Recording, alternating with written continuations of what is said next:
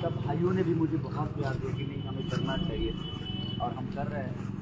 जिनके पास पैर नहीं है वो दुनिया को नाप सके, दुनिया को बता सके कि उनके पास काबिलियत है, इसलिए मैंने ये इतनी सारी तरीके बाबूजी कैसा लगा तरुआ? अभी कोई पूछा वाली बात आगे बढ़ा माई बाबू के केतरा पहले यहाँ के पता लगे ना तो के यहाँ के अभी फॉर्चूनर अभी दिया था।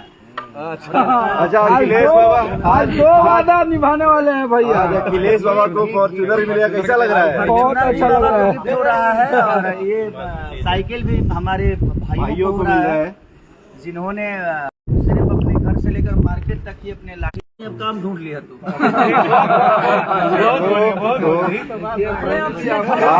आज 2 काम होंगे। आज अखिलेश बाबा हमारे